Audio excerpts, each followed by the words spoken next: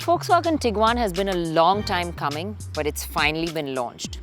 Now, the company is positioning it against the likes of the BMW X1 and the Mercedes-Benz GLA. Setting it alongside the entry-level luxury SUVs, but has priced it just lower than those. Well, price-wise, it actually positions itself against the Ford Endeavour and the Toyota Fortuner, but then it's quite different from those. As a 5-seater monocoque construction. Now, size-wise, it actually positions itself against the likes of the Hyundai Tucson. It's closer in size and nature, but then it's priced much higher. So where does the Tiguan actually fit in? Well, I'm going to begin backwards this time, packing in all our equipment into the boot. It does house a space saver, but Volkswagen have assured me that I'm not going to need it, with self-sealing tires that contain a gel inside which will automatically seal cuts and small punctures.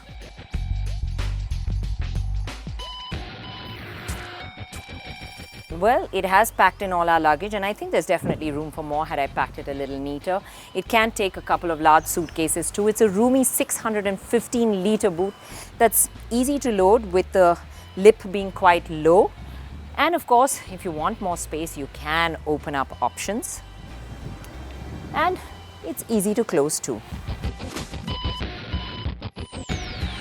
For those wondering if that's it isn't. You do have the option to flip and fold the rear seats to open up more room. So yes, your golf kit or your bike can get in the boot as well. Well, too many late nights, too much traveling. Just arrived from a flight last night. So today, I'm going to start off in the back seat.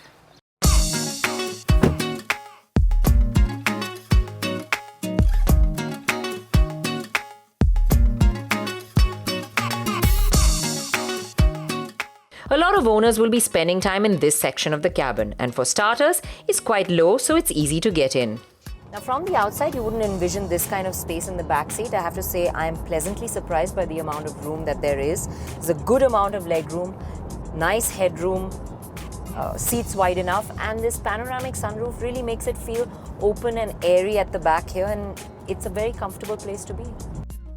Although space is good, it's not as generous as a Tucson, especially as far as width goes. The seats also can be slid back and forth, and it has a recline function as well. So in its furthest position at the back and fully reclined, long journeys will be very comfortable ones. However, we must mention that the seat is bolstered in a way that makes it comfortable for 2 people. And for larger people, the width of that bolstered area just does not feel enough. Now, this back seat is comfortable not only because of the space, but because of the ride quality. The Tiguan rides in a flat and composed manner. There's not much movement. It smooths out all the bumps and potholes, and it isolates you very well from the road surface. The Tiguan has been launched in India with only a 2-litre diesel with 143 HP. With the slow progress through Bangalore traffic, I gave up the back seat to get behind the wheel.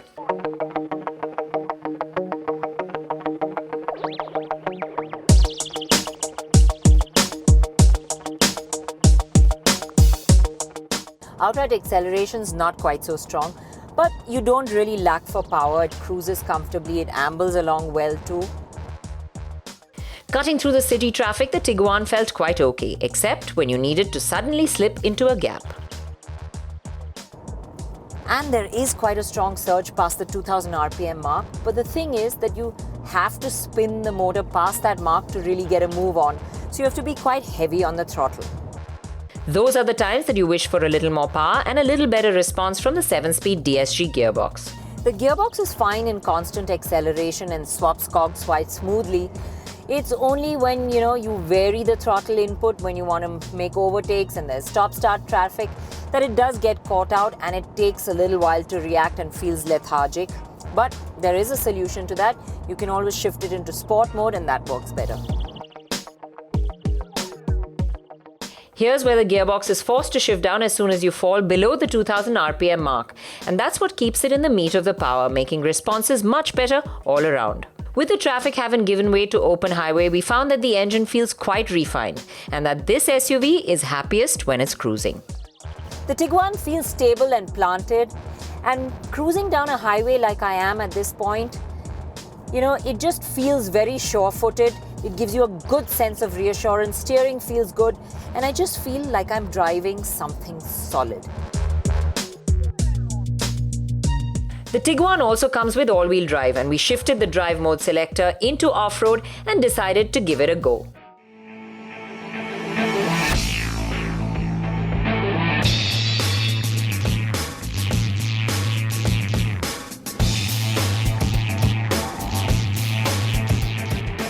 The 149mm of ground clearance sounds low, but it shouldn't deter you because as you can see, it can actually go over quite a lot and be bounced around quite a bit without literally scraping anything off its belly.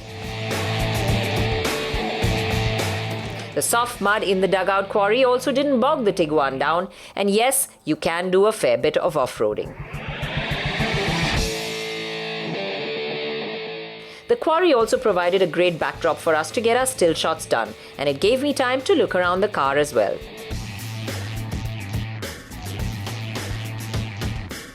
Well, an all-black interior that doesn't quite have the flash and flare of some of the competition and quite what the Indians like, you know, a little bit of lighter coloring on the inside.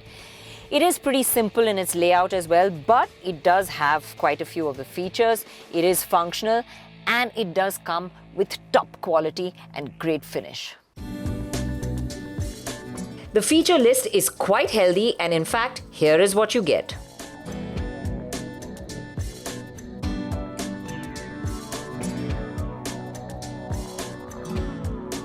As far as looks go, it seems rather simple, square and upright with nothing but straight lines.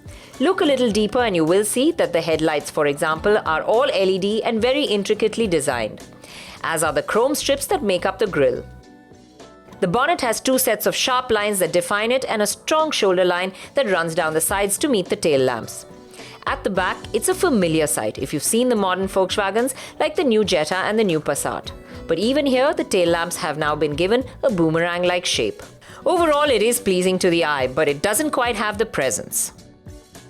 Well, as a product, the Tiguan has all the true blue Volkswagen values. It feels solid, well engineered, and you really get a good sense of security and stability when you drive this car. And the plus point is, it really handles our Indian roads well.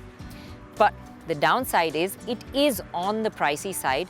And we say that because brand Volkswagen isn't quite up there to command this premium yet.